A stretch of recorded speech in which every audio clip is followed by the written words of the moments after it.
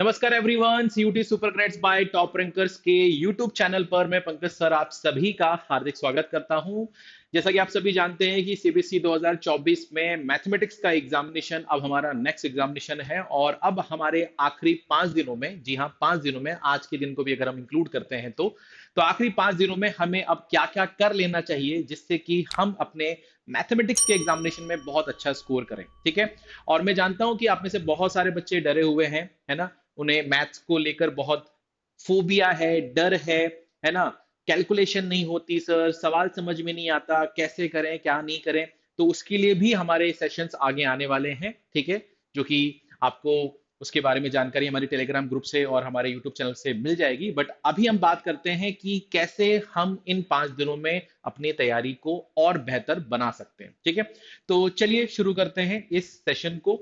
सबसे पहले हम बात करेंगे कि सीबीएसई हमेशा हमें अपना एक वेटेज बताता है चैप्टर वाइज कि किस चैप्टर से कितने नंबर के सवाल आएंगे। ये क्यों बताना जरूरी होता है? क्योंकि इससे बच्चा किस चैप्टर में कितनी मेहनत करे ये उसे पता चल जाता है। ठीक है। अगर उस चैप्टर का वेटेज ज्यादा है तो उस चैप्टर पे ज्यादा फोकस करना चाहिए, उसमें ज्यादा चीजें पढ़ लेनी चाहिए, उसको ज्यादा स्ट्रॉन्ग कर लेना चाहिए। और जो चैप्टर जो है कम वेटेज का है उसमें उसी हिसाब से टाइम आपको देना चाहिए।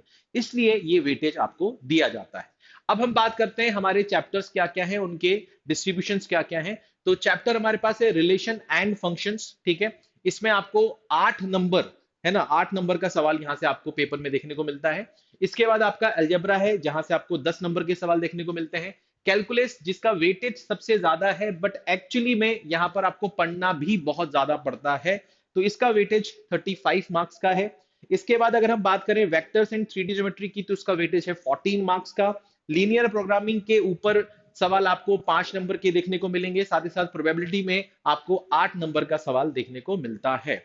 अब यहां पर सीबीएसई जब आपका पेपर बनाता है तो इस बात का ध्यान देता है कि हर एक चैप्टर का जितना वेटेज है उसी हिसाब से आपका पेपर डिजाइन किया जाए, जिससे कि हर एक बच्चा जो है, जो इस वेटेज के हिसाब से प्रिपरेशन करके आया है, उसे अच्छा स्कोर करने का मौका मिले। ठीक है। तो अब हम देखते हैं कि हमारा ब्लूप्रिंट क्या होना चाहिए और इसके लिए हमें सीबीएसई हर साल एक सैंपल क्वेश्चन पेपर इशू करके बताने की कोशिश करता है कि हमारा माइंडसेट क्या है। इस साल हम जब पेपर बनाएंगे तो हम किस माइंडसेट से बनाने वाले हैं, ये आपको मोटा मोटा एक आइडिया मिल जाता है उनके सैंपल पेपर को देखने से।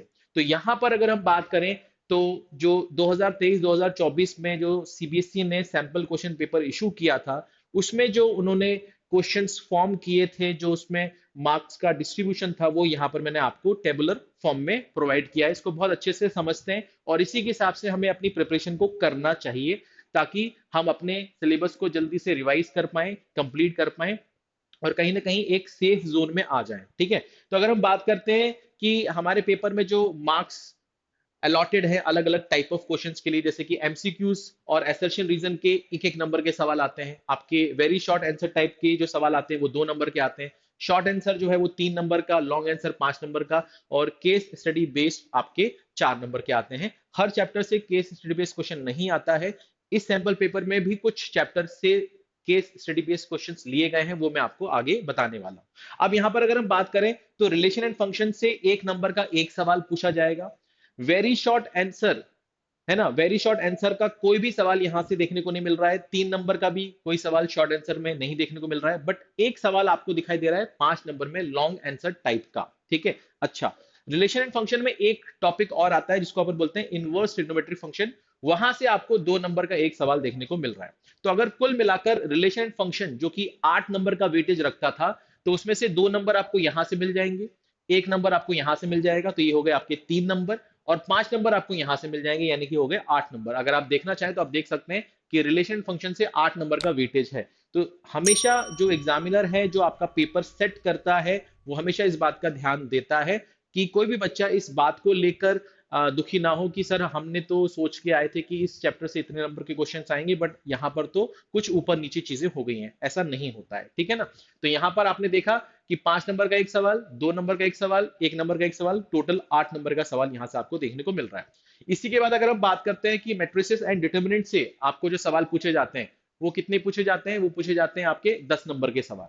तो यहां पर अगर आप देखेंगे तो आपको एक नंबर का एक सवाल देखने को मिल रहा है, 4 आपको यहां पर एक एक नंबर के सवाल डिटरमिनेंट्स में से दिखाई दे रहे हैं, यानी कि टोटल 5 नंबर तो यहां से आपके फिक्स हो गए, और एक लॉन्ग आंसर टाइप का जो सवाल है वो आपसे डिटरमिनेंट से पूछा जा रहा है। अब यहां पर एक चीज के बारे में बात कर लेते हैं कि अगर 5 नंबर का सवाल रिलेशन एंड फंक्शन से पूछा जाएगा तो वो सवाल क्या क्या हो सकता है।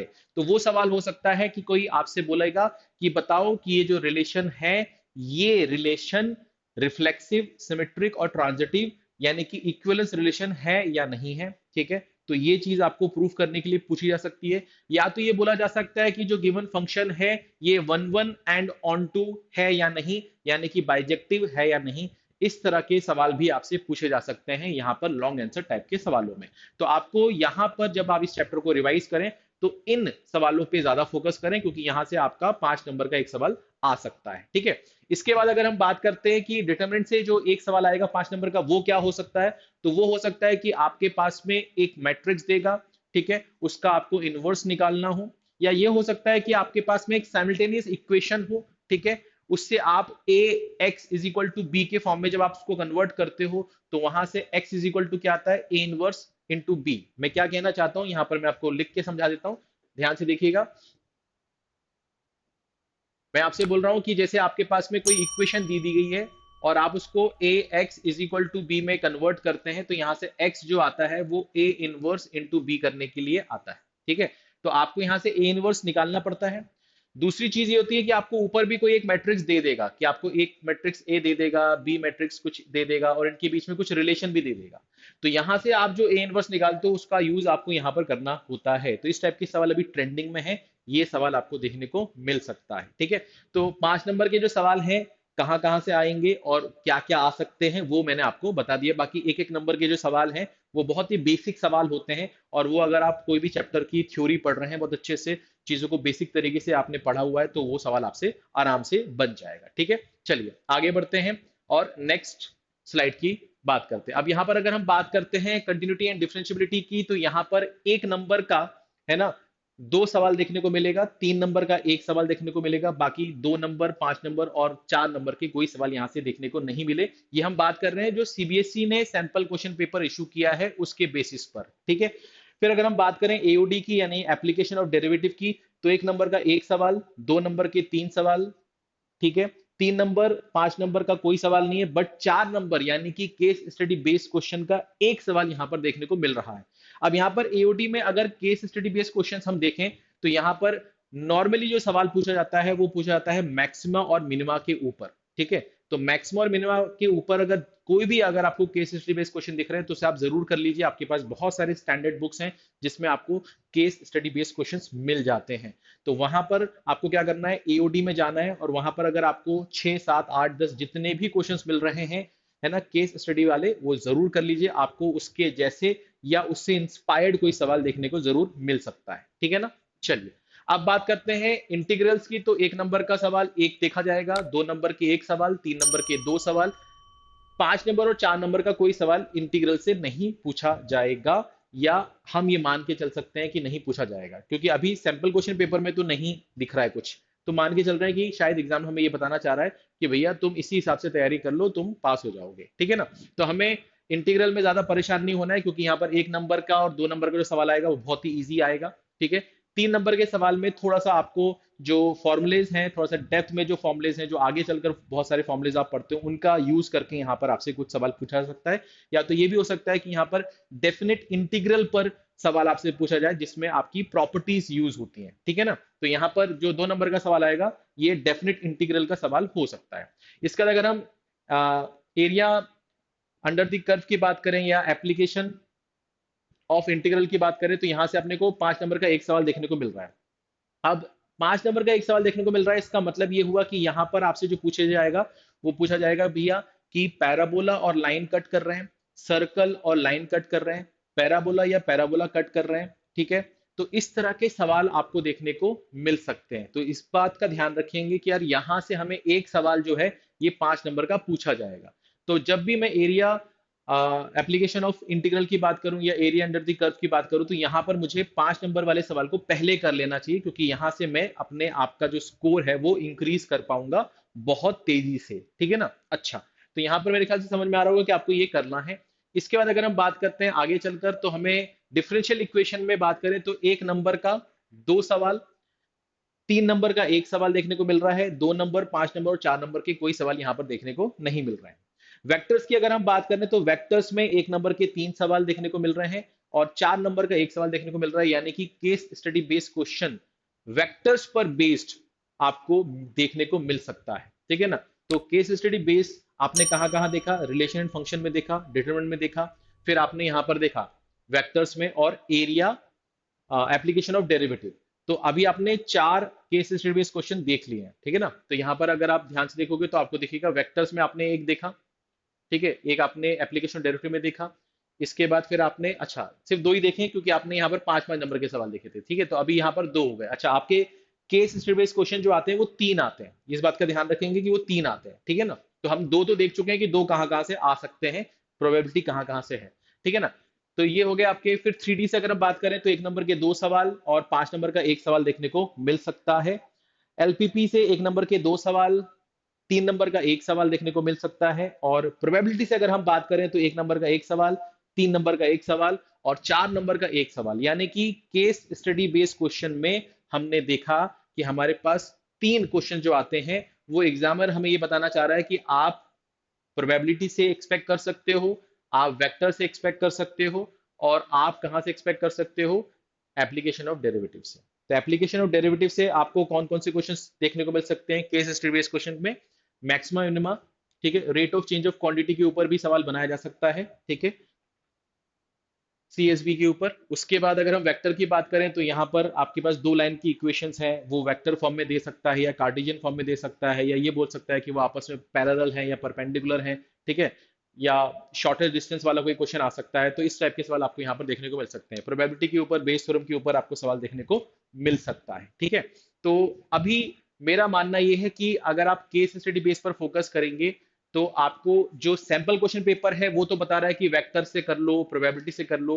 मैं आपको अपनी तरफ से एक सजेशन दूंगा कि आप एलपीपी के भी कुछ क्वेश्चंस तैयार कर लेना जो केस स्टडी बेस्ड क्वेश्चंस के फॉर्म में आपसे पूछे जा सकते हैं, ठीक है ना। उसके अलावा अगर मैं बात करूं तो